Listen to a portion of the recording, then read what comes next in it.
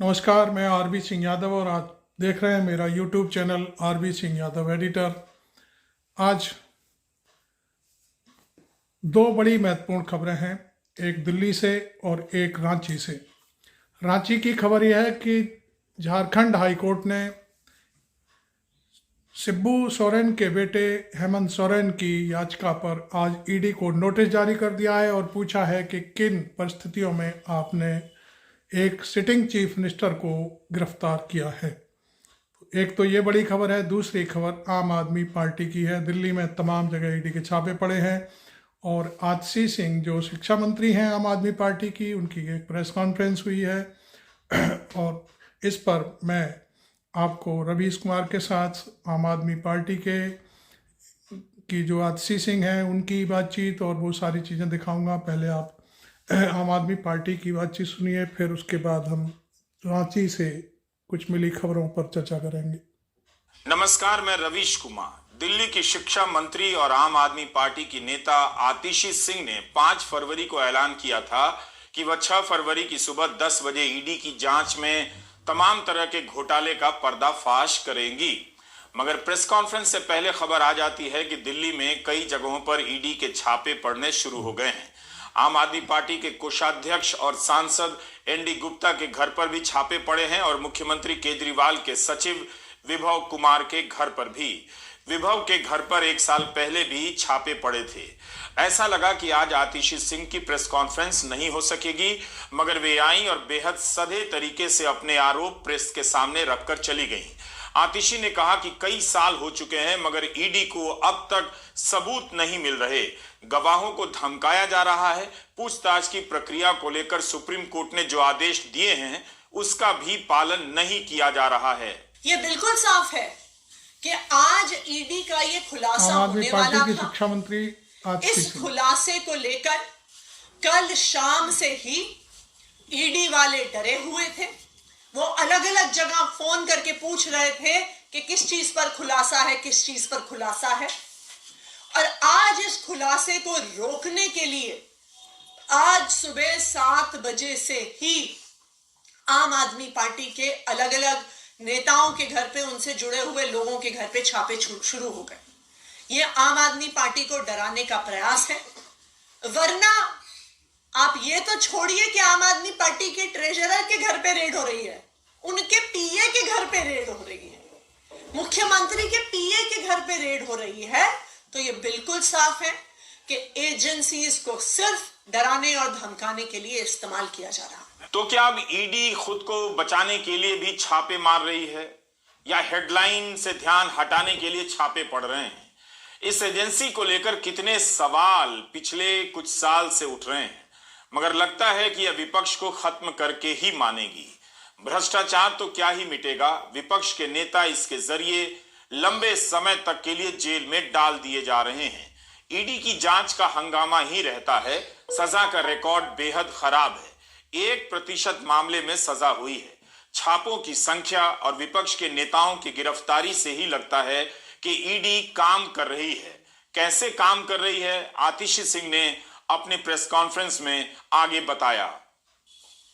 पिछले 2 साल से इसी तरह आम आदमी पार्टी के नेताओं को डराया धमकाया जा रहा है। इस तथाकथित शराब घोटाले के नाम पर कभी किसी के घर छापा पड़ता है, कभी किसी और के घर छापा पड़ता है, कभी किसी को समन आता है, कभी किसी को गिरफ्तार किया जाता है। लेकिन इस 2 साल के इन्वेस्टिगेशन में अभी तक ईडी को कुछ नहीं मिला है।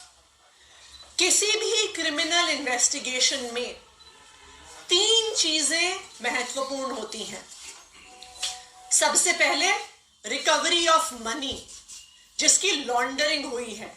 ED prevention of money laundering act के तहत केस करता है तो सबसे पहली और सबसे जरूरी चीज है कि ईडी को रिकवरी ऑफ मनी करनी पड़ेगी। लेकिन 2 साल में सैकड़ों रेड के बाद भी 1 रुपए की भी रिकवरी ईडी नहीं कर पाई। किसी भी केस में दूसरी महत्वपूर्ण चीज होती है सबूत। लेकिन 2 साल के बाद भी कोई भी पुख्ता सबूत ईडी को नहीं मिला है और ये कोर्ट ने भी बार बार पूछा है कि सबूत सामने रखिए। किसी भी केस में तीसरी महत्वपूर्ण चीजें होती हैं स्टेटमेंट्स, यानी कि गवाही। ईडी का जो सारा केस है वो सिर्फ और सिर्फ गवाही पर और कई गवाहों को, कई अक्यूज्ड को सरकारी गवाह बनाकर और उन्होंने जो स्टेटमेंट्स दी हैं उसके आधार पर बना हुआ है। और आज जो मैं खुलासा करने जा रही हूं वो आपको यह दिखा देगा कि ये सारी स्टेटमेंट्स फर्जी हैं, कि ईडी ने सारी स्टेटमेंट्स में फर्जीवाड़ा किया हुआ है। यह राजनीतिक आरोप हो सकता है, मगर ईडी को सफाई देनी चाहिए कि क्या वाकई उसके पास सबूत नहीं है। सत्येंद्र जैन और मनीष सिसोदिया दिल्ली सरकार में मंत्री थे, उन्हें जेल गए कई महीने हो गए। क्या ईडी का इस्तेमाल इसलिए होता है क्योंकि इसके तहत पकड़ने से लंबे समय तक जेल में रखना आसान हो जाता है? क्या इसीलिए भ्रष्टाचार के अब ज्यादातर मामले को मनी लॉन्ड्रिंग के तहत दर्ज किया जा रहा है, खासकर विपक्षी नेताओं के खिलाफ के मामले को? 3 फरवरी को संजय सिंह को राउज एवेन्यू कोर्ट में लाया गया। सुनवाई के बाद लौटते हुए संजय सिंह ने कह दिया, एक गवाह का ऑडियो टेप गायब कर दिया गया है। हमसे नहीं कराना, सर सीएम आवास ईडी का सरकारी गवाह का ऑडियो गायब कर दिया ईडी ने। सरकारी गवाह ऑडियो गायब कर दिया। इस बात को लेकर आतिशी सिंह ने 2020 के सुप्रीम कोर्ट के एक आदेश का हवाला दिया। परमवीर सिंह सैनी बनाम बलजीत सिंह एंड अदर्स। इस मामले में सुप्रीम कोर्ट का आदेश है साफ साफ कि किसी भी इन्वेस्टिगेटिंग एजेंसी, जांच एजेंसी को अपनी पूछताछ सीसीटीवी कैमरे की निगरानी में करनी पड़ेगी। इस आदेश में यह भी लिखा है कि यह जजमेंट ईडी पर भी लागू होता है। साथ में यह भी बताया गया है कि सीसीटीवी हो या वीडियो कैमरा हो, उसके साथ साथ पूछताछ की आवाज की भी साफ साफ रिकॉर्डिंग होनी चाहिए, ताकि सबूत हो बकायदा कि किसी को डरा धमका कर उससे बयान नहीं लिए गए हैं और दर्ज किए गए बयान असल बयान से मेल खाते हैं। इसी आदेश को रीआइटरेट किया सीबीआई के स्पेशल कोर्ट में एक्साइज पॉलिसी मैटर में ही जस्टिस एम.के. नागपाल ने, और यह किया उन्होंने 19 जुलाई को, जब एक अक्यूज्ड ने ईडी की सीसीटीवी की फुटेज मांगी। तो इसी सुप्रीम कोर्ट के ऑर्डर का हवाला देते हुए एम.के. नागपाल जी ने कहा कि यह हर विटनेस का, हर अक्यूज्ड का अधिकार है कि उन्हें सीसीटीवी फुटेज मिले with audio and with video. अब आप सुनिए, अब मैं आपको एक ऐसा फैक्ट बताने वाली हूं जिससे आपके रोंगटे खड़े हो जाएंगे। जब एक अक्यूज्ड ने कुछ दिन पहले कोर्ट में एप्लीकेशन डाली और कहा कि मुझे सीसीटीवी फुटेज चाहिए, तो क्या हुआ? उन्होंने एप्लीकेशन क्यों डाली? क्योंकि उनका, जो ये अक्यूज्ड थे, एक सरकारी गवाह से ईडी में आमना सामना करवाया गया। उस आमने सामने में सवाल जवाब हुए, स्टेटमेंट्स दी गई, अक्यूज्ड द्वारा दी गई, सरकारी गवाह द्वारा दी गई। इस पूरी प्रक्रिया में उस कमरे में एक सीसीटीवी कैमरा लगा हुआ था। यह पूरी प्रक्रिया सीसीटीवी कैमरा की निगरानी में हुई। लेकिन जब वो स्टेटमेंट कोर्ट में जमा कराई गई तो अक्यूज्ड ने देखा कि जो बात कमरे के अंदर हुई थी और जो बात कागज पर आई है वो दोनों अलग अलग हैं। और इसीलिए इस केस के उस अक्यूज्ड ने सीसीटीवी फुटेज के लिए एप्लीकेशन डाली। और आपको पता है, जब ईडी ने वो फुटेज दी तो उन्होंने उस फुटेज का ऑडियो डिलीट कर दिया। सिर्फ वीडियो फुटेज दी गई, ऑडियो फुटेज डिलीट कर दी गई और सारा एविडेंस कि वास्तविक तौर पे उस कमरे में क्या बात हुई थी उस सारे एविडेंस को ईडी द्वारा डिलीट कर दिया गया है। अगर यह आरोप सही है तो मामला बेहद गंभीर है। कोर्ट को इसी एक बिंदु पर ईडी से सफाई मांगनी चाहिए और तुरंत मांगनी चाहिए। अगर सबूत डिलीट किए जा रहे हैं, गायब हो रहे हैं, सुप्रीम कोर्ट के आदेश का पालन नहीं हो रहा है, तो इसका मतलब है कि यह भ्रष्टाचार से लड़ने का नहीं, विपक्ष को मिटा देने का प्रोजेक्ट है। आतिशी सिंह ने आरोप लगाया है कि केवल संजय सिंह के इस मामले में नहीं बल्कि कई अन्य मामलों में भी पूछताछ के सबूत गायब कर दिए गए हैं। आज मैं ईडी से पूछना चाहती हूं, मेरा पहला सवाल ईडी से, कि ये ऑडियो रिकॉर्डिंग्स डिलीट करके ईडी किसको बचाना चाहती है? ईडी क्या छुपाना चाहती है जिसकी वजह से उन्होंने पिछले 1.5 साल की सारी ऑडियो रिकॉर्डिंग्स डिलीट कर दी हैं? मेरा ईडी से दूसरा सवाल कि आप देश के सामने, आप कोर्ट के सामने पूरी डिटेल्स रखिए कि पिछले 1.5 साल में आपने जितनी इंटेरोगेशन करी है, जितने सवाल जवाब करे हैं, उनमें से कितनी इंटेरोगेशन और सवाल जवाब के ऑडियो आपके पास आज मौजूद हैं। अगर ईडी ऑडियो रिकॉर्डिंग्स कोर्ट के सामने, देश के सामने नहीं रख पाती है, तो इस इन्वेस्टिगेशन का सारा दूध का दूध, पानी का पानी हो गया कि ना पैसे की रिकवरी, ना सबूत और ना ही स्टेटमेंट्स का कोई भी सबूत के वास्तविक तौर पे विटनेसेस ने क्या कहा है। तो आज मैं ईडी को चैलेंज कर रही हूं और इसी चैलेंज को हमने कोर्ट में भी रखा है सामने। हमने कल सीबीआई के और ईडी के स्पेशल कोर्ट में राउस एवेन्यू में एप्लीकेशन फाइल करी है और हमने सारी की सारी वीडियो रिकॉर्डिंग्स और ऑडियो रिकॉर्डिंग्स की डिमांड करी है और मैं ईडी को चैलेंज कर रही हूं कि ये ऑडियो रिकॉर्डिंग्स देश के सामने रखें। आज सुप्रीम कोर्ट में संजय सिंह की गिरफ्तारी को लेकर सुनवाई होनी थी, टल गई। अब अगली सुनवाई कब होगी? 5 मार्च को होगी। इस तरह संजय सिंह भी पूरे चुनाव के समय तक के लिए जेल के भीतर रहेंगे। मनीष सिसोदिया और सत्येंद्र जैन कितने महीनों से जेल में हैं, लोग अब इसकी गिनती भी भूल चुके हैं। जमानत की सुनवाई का मामला भी इस कोर्ट से उस कोर्ट के बीच गोल गोल घूमता रहता है। पिछले साल 20 नवंबर को सुप्रीम कोर्ट ने केंद्र और ईडी से संजय सिंह की याचिका पर जवाब मांगा था।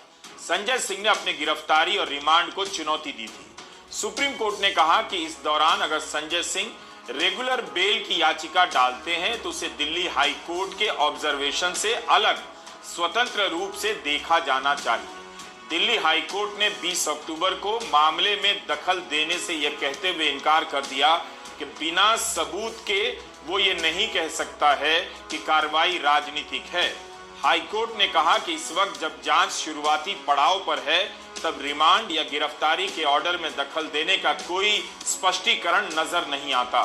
संजय सिंह ने हाई कोर्ट के इस ऑर्डर के बाद सुप्रीम कोर्ट का रुख किया था। अगर कोर्ट लोकतंत्र को लेकर गंभीर है तो उसे ऐसे मामलों में सुनवाई को लेकर ज्यादा सतर्क और तत्पर रहना चाहिए। हेमंत सोरेन के मामले में भी यही हुआ। जब राहत के लिए कपिल सिब्बल सुप्रीम कोर्ट गए तो हाई कोर्ट जाने के लिए कह दिया। सिब्बल को भी समझ आ रहा है कि क्या हो रहा है। सिब्बल और दुष्यंत दवे उन चंद वकीलों में से हैं जो सब कुछ खुलकर कह रहे हैं, कहने के खतरे उठा रहे हैं। ऐसा नहीं है कि जो सिब्बल कह रहे हैं, जो दुष्यंत दवे कह रहे हैं, वह बाकी वकीलों को नहीं दिखाई दे रहा है।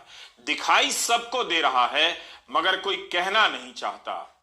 मैं समझता हूं कि हिंदुस्तान के इतिहास में शायद ही ऐसा कोई मौका हुआ हो जब एक सिटिंग मुख्यमंत्री की गिरफ्तारी हुई। शायद ही हिंदुस्तान के इतिहास में ऐसा हुआ, और वो मामला भी 32 के लायक नहीं। हाँ, इतना जरूर होता अगर सुप्रीम कोर्ट हमें कहती कि आप अपना केस हमारे सामने रखिए, और केस सुनने के बाद सुप्रीम कोर्ट कह सकती थी इस मामले में हम इंटरफेयर नहीं करना चाहते, आप हाई कोर्ट जाइए। लेकिन ये कहना कि आप हाईकोर्ट पहले जाइए, कोई सुनवाई ना हो। केवल हमें ये जानकारी मिलनी चाहिए कोर्ट के द्वारा कि किस मैटर्स में हमें यहाँ आना चाहिए और किस मैटर्स में हम नहीं आ सकते, क्योंकि हम लोगों को नहीं मालूम रहता कि अगर हम ऐसी याचिका डालेंगे कि सुप्रीम कोर्ट खुलकर सिब्बल बात कर रहे इस हैं पे चर्चा करेगी, एडमिट और करेगी, कुछ सवाल नहीं भी उठा करेगी। रहे हैं। हमें तो इतिहास का मालूम है, हमें ये भी मालूम है कि आर्टिकल 32 हमारा एक फंडामेंटल राइट है, फंडामेंटल राइट के चैप्टर में है। और मैं आज जनता के सामने कुछ बातें रखना चाहता हूं जिससे साफ जाहिर हो जाएगा कि सुप्रीम कोर्ट को कोई ना कोई सिस्टम बनाना चाहिए, कोई पॉलिसी, कोई नीति बनानी चाहिए जिसके आधार हेमंत सोरेन पे जनता को मालूम हो कि याचिका पर कब बात कर सुप्रीम रहे कोर्ट हैं। आए और कब नहीं। लेकिन आज हाईकोर्ट ने मैं आपको कुछ उनकी उदाहरण देता याचिका हूं। को स्वीकार करते हुए नीडी को नोटिस जारी कर दिया। गोस्वामी के मामले में तुरंत 32 पिटीशन हुई और सुप्रीम कोर्ट ने उसको एडमिट किया और राहत भी दी। बिल्किस याकूब के मामले में भी ऐसा हुआ, विनोद दुआ के मामले में भी ऐसा हुआ। इसी संदर्भ में देखा जाना चाहिए। उन्होंने भी विधानसभा में कह दिया कि जिस 8 एकड़ जमीन की खरीद के मामले में उन्हें गिरफ्तार किया गया है, वह जमीन उन्होंने नहीं खरीदी। अगर सरकार के पास ऐसा कोई दस्तावेज है तो सदन में रख दे, वे राजनीति छोड़ देंगे। एक फर्जी मामले में कोई एविडेंस है नहीं, कोई नाम है नहीं, और क्या आरोप क्या है कि 8.5 एकड़ का कोई जमीन है। 2009 में उन्होंने ये जमीन हड़प कर ली, उस जमीन में इनका नामो निशान नहीं है, रेवेन्यू रिकॉर्ड में इनका नामो निशान नहीं है, वो किसी और के कब्जे में है। और बुनियादी जमीन है, वो ट्राइबल लैंड है जो किसी को ट्रांसफर हो ही नहीं सकता। और जो ओरिजिनल ओनर है उनको वापस आज के दिन उनके पास लैंड है। और इन्होंने, हेमंत जी ने ये बताया, ईडी को बता चुके हैं कि 2007 के बाद मैंने कोई एक प्रॉपर्टी खरीदी नहीं, कोई संपत्ति ली नहीं। 2007 के बाद मेरे पास कोई संपत्ति है ही नहीं जो मैंने खरीदा हो, कुछ लैंड खरीदा हो, घर खरीदा हो 2007 के बाद। 2009 का मामला है और 2024 में गिरफ्तारी हो रही है। और अगर ये बात भी अगर सुप्रीम कोर्ट नहीं सुनेगा तो हम कहां जाएंगे? अब होगा क्या? उनकी गिरफ्तारी हो गई, रिमांड हो गया। मैं आपको बताता हूं क्या होने वाला है। इसको कोई ताज्जुब की बात नहीं, हमें तो पहले ही मालूम था कि ये देखिए, ये सरकार चाहती है कि कोई भी विपक्ष का मुख्यमंत्री अपने पद पे नहीं बैठे। अब ये अरविंद केजरीवाल के खिलाफ भी करेंगे। मुझे मालूम है इनका मकसद ये है कि डबल इंजन सरकार होनी चाहिए, कोई विपक्ष की सरकार होनी ही नहीं चाहिए। डबल इंजन सरकार का तो मतलब यही है ना कि हमारी सरकार दिल्ली में भी और भाजपा की सरकार वहां भी। ये इनका मकसद है। अब होगा क्या, जब हेमंत जी वहां गिरफ्तारी में होंगे तो 10 केस और इनके ऊपर ठोक दिए जाएंगे, और सब बनावटी केस हैं। ये भी बनावटी केस है। तो ईडी के केस का असर दिख रहा है। विपक्ष के भीतर भय पसरता जा रहा है, नेता जेल में बंद किए जा रहे हैं। कर्नाटका के ठेकेदारों के संगठन ने तो बाकायदा प्रधानमंत्री को पत्र लिखकर घूस मांगने के आरोप लगाए। तब कर्नाटका में बीजेपी की सरकार थी। इसी तरह की घटना महाराष्ट्र में हुई है।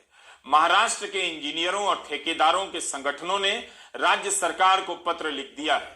यह मान्यता प्राप्त संगठन है, सरकारी ठेकेदार। उन्होंने आरोप लगाए हैं कि पैसे मांगे जा रहे हैं, नहीं देने पर उनके लोगों के साथ मारपीट हो रही है। अपने पत्र में इन्होंने लिखा है कि राजनीतिक मतभेद के चलते उन्हें लगातार धमकी, वसूली और गुंडागर्दी का सामना करना पड़ रहा है। कॉन्ट्रैक्टरों और इंजीनियरों ने धमकी दी है कि अगर उनकी सुरक्षा के पुख्ता इंतजाम नहीं किए गए तो वे फरवरी के आखिर में काम करना बंद कर देंगे। कम से कम 1 लाख कोटी के पूरा काम आपने मंजूर किया है। ये काम जब प्रत्यक्ष साइट में करने का है तो इतना एनर्जी लगता है कॉन्ट्रैक्टर के लिए, लेकिन जो काम अभी साइट पर चल रहा है वो साइट पर काम चलने के बाद 1-2 दिन उधर के जो विरोधी गट रहते, विरोधी आदमी रहते, वो आकर काम पहला बंद करने के बाद जब कॉन्ट्रैक्टर नहीं सुनता है तो जो काम जो कॉन्ट्रैक्टर करता है वो पूरा जेसीबी और ट्रैक्टर से निकाल कर रखते। उतना होने के बाद भी कॉन्ट्रैक्टर काम चालू करता है क्योंकि उसका आर्थिक उसके ऊपर निर्भर रहता है। वो होने के बाद 1-2 दिन 3 दिन वेट करते। एक गांव में से 50 आदमी साइट पर लाते हैं और साइट पर आकर कॉन्ट्रैक्टर को पूरा जो मॉब रहता है वो मॉब से पूरा मारहान करते कि हम सरकारी ठेकेदार है, गवर्नमेंट के पास उसका वर्क ऑर्डर भी रहता है, तो गवर्नमेंट को वो अधिकार है काम बंद करने के बाद जो काम बंद करता है उसके ऊपर चार्जशीट। लेकिन गवर्नमेंट के अधिकारी और जो ऑफिशियल्स है वो भी डरते हैं कि कंप्लेंट्स करने के लिए। इस पत्र में यह भी लिखा है कि महाराष्ट्र के हर जिले में ऐसी ही स्थिति है। सत्ता पक्ष हो, विरोधी दल हो या स्थानीय नेता हो, सब काम रुकवा देते हैं, हिंसा करते हैं और कॉन्ट्रैक्टर से वसूली करते हैं। यह साधारण आरोप नहीं है। यह बयान बता रहा है कि भ्रष्टाचार कहीं खत्म नहीं हुआ है, मगर ईडी केवल विपक्ष के पीछे पड़ी है। प्रधानमंत्री जब भी जांच एजेंसियों की बात करते हैं उनका बचाव करते हैं। यह नहीं बताते कि जिन पर उनकी पार्टी और खुद उन्होंने भ्रष्टाचार के आरोप लगाए वो उनकी सरकार में कैसे आ जाते हैं, उनकी पार्टी में कैसे आ जाते हैं, या उनकी पार्टी ऐसे लोगों के साथ मिलकर सरकार कैसे बना लेती है। महाराष्ट्र से ही अनेक उदाहरण दिए जा सकते हैं। असम के मुख्यमंत्री पर तो खुद ही उनकी पार्टी भ्रष्टाचार के आरोप लगाया करती थी जब वे कांग्रेस में हुआ करते थे। ये प्रधानमंत्री के ही शब्द हैं जो मैं पढ़ रहा हूं। जांच करना ये एजेंसियों का काम है। एजेंसियां स्वतंत्र होती हैं और संविधान ने उन्हें स्वतंत्र रखा हुआ है, और जज करने का काम न्यायाधीश का है और वो अपना काम कर रहे हैं। और अध्यक्ष जी, मैं इस पवित्र सदन में फिर से दोहराना चाहूंगा, जिसको जितना जुल्म मुझ पर करना है कर ले। मेरी भ्रष्टाचार के खिलाफ लड़ाई चलती रहेगी। जिसने देश को लूटा है उनको लौटाना पड़ेगा, जिन्होंने देश को लूटा है उनको लौटाना पड़ेगा। ये मैं देश को इस सदन की पवित्र जगह से वादा करता हूं। जिसको जो आरोप लगाना है लगा लें, लेकिन देश को लूटने नहीं दिया जाएगा और जो लूटा है वो लौटाना पड़ेगा। प्रधानमंत्री के शब्द समाप्त होते हैं। अगर प्रधानमंत्री की नजर लूट के माल को वापस लाने पर है तो लूटने वाले अगर बीजेपी में आ गए उनका क्या होगा? उन पर उनकी नजर क्यों नहीं है? इसका जवाब प्रधानमंत्री कभी नहीं देते। प्रधानमंत्री ईडी की सफलता बता रहे थे कि ईडी ने 1 लाख करोड़ की संपत्तियां जब्त की हैं, मगर यह नहीं बता सके कि सजा दिलाने के मामले में ईडी का रिकॉर्ड क्या है, कितना खराब है। इस सवाल का जवाब नहीं दे सके। क्यों? ईडी के छापे विपक्ष के नेताओं के यहां ही पड़ते हैं, बीजेपी के नेताओं और मंत्रियों के यहां क्यों नहीं पड़ते? कर्नाटका में बीजेपी की सरकार पर भ्रष्टाचार के आरोप लगे, वहां बीजेपी की सरकार भ्रष्टाचार के सवाल पर ही चुनाव हार गई, मगर क्या किसी नेता और मुख्यमंत्री के घर ईडी की टीम छापे मारने गई थी? बेशक तमाम सवालों से ईडी पर फर्क नहीं पड़ता है, प्रधानमंत्री पीछे नहीं हटते हैं, लेकिन एक बात याद रखनी चाहिए, ईडी के छापे केवल विपक्ष को डराने के लिए नहीं है, इसके भूत ने आम लोगों को भी डरा रखा है। व्यापारी वर्ग की हलक सुखा दी है। अब व्यापारी वर्ग सरकार को लेकर कुछ बोलता ही नहीं है, बोलना ही भूल गया है। नमस्कार, मैं रवीश कुमार। थैंक यू रवीश भाई।